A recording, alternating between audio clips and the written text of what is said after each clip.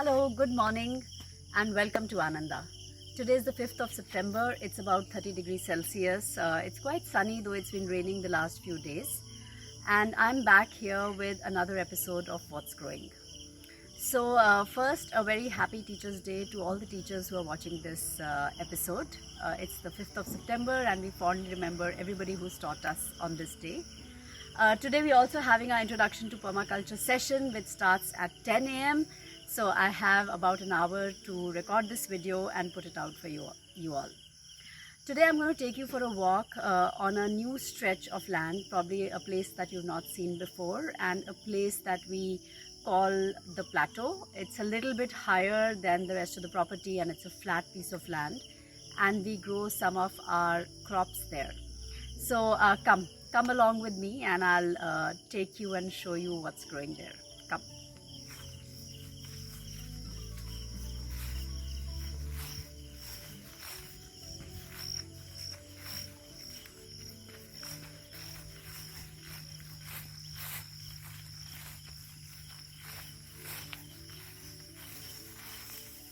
Okay, so welcome to the plateau.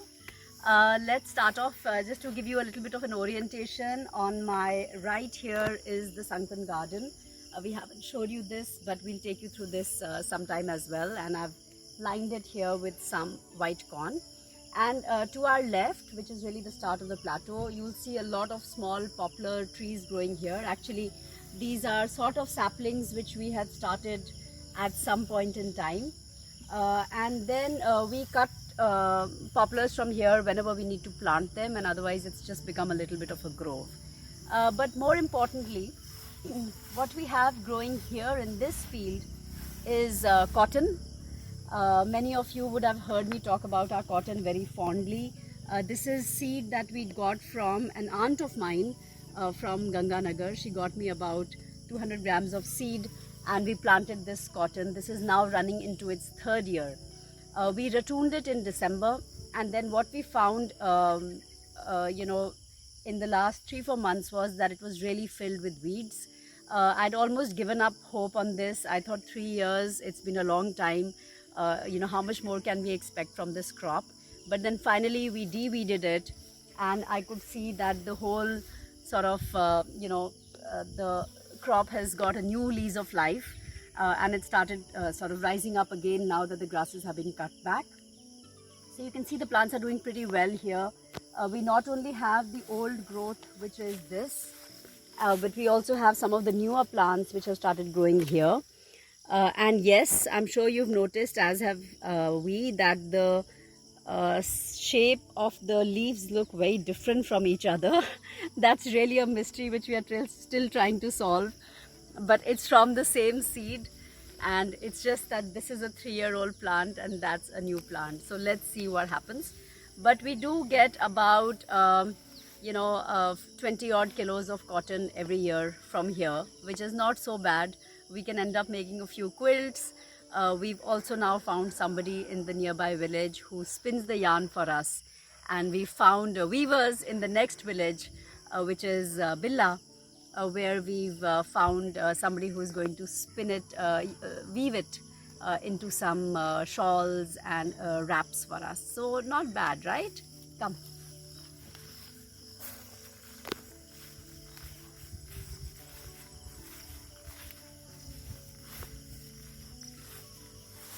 Okay, this is our groundnut patch and what you see here is groundnut which has already flowered.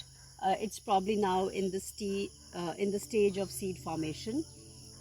We had intercropped it with sunflower, so what you see in the middle are the remains of the sunflowers. We've cut out we've cut out the flowers because they'd already matured and the seed was ripe.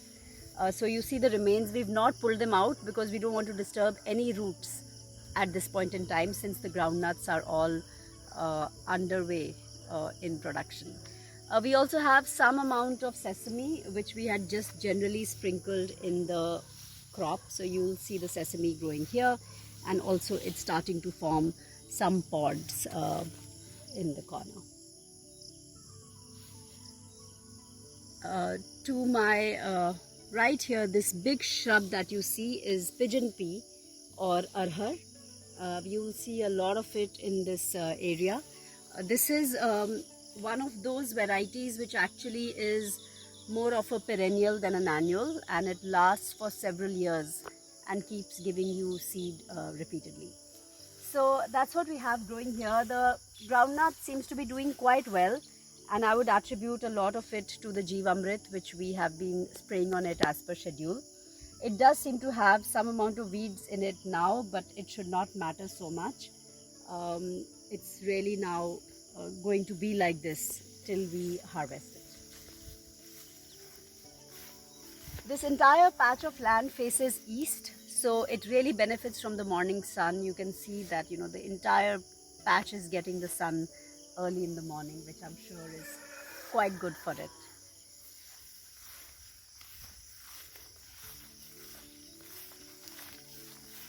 Okay, here's the second patch of groundnut. So you can see again some of the remains of sunflower. You'll see much more sesame growing here, and these bushes have become pretty big in size.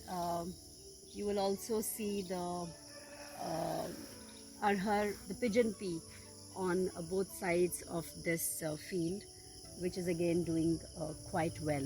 It's a little bit like alley cropping actually. If you see, these have started looking like alleys.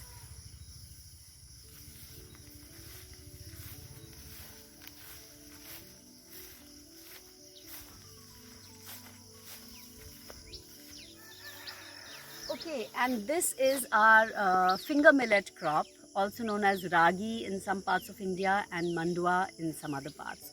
Here locally we call it mandua, but because I've spent so much time in Mumbai, I'm used to calling it ragi. But it's again doing quite well. It needed a little bit of de-weeding, which we did do, and we planted it on mounds. After starting seed as seedlings, we've transplanted and planted this. So it's got a long way to go. All these crops are going to actually be harvested around Diwali, which is middle of November, and we are sitting on 5th September today. So it still has 2 months to go. It's starting to pop, so you can see the finger millets flowers have started forming, and all of these are going to get converted into seeds eventually, and that's what we are going to harvest and use as a grain, as a millet. So we have 2 patches here of finger millet and a little bit of sesame growing within it. Yeah, and that's the last piece of land. So this is what we like to refer to as small farming. Cut out small pieces of land, try to do as much multi-cropping as we can here, and also plant some amount of shrubs and bushes around it, so that we have that little tree cover which we always like to keep around our fields. Okay, what you can also see back there is the windbreak. 2 rows of silver oak and casuarina. I've repeatedly talked about the benefits of having a windbreak on your property. This really helps to keep some of the heavy winds out, and also acts as a nice protective sort of layer around the property. We do have some fear of monkeys coming in to eat our groundnut, or not eat it really, but just spoil it. And that's something that we keep a watch out for, and also have tried to train our dogs to look out for them. But otherwise, yeah, everything looks good in this piece of land, what we call the plateau. So thanks for joining me today on this very, very early morning walk. You can see the sun is becoming hot now. I have a busy day ahead of me because I have the introduction to permaculture session, for which I have to get ready and welcome my participants. So thanks for watching. Stay tuned and subscribe to our channel and share it with others. And remember, nature is bliss. The happiness you can find here, I challenge you to find as much happiness anywhere else. Take care and stay safe. Bye.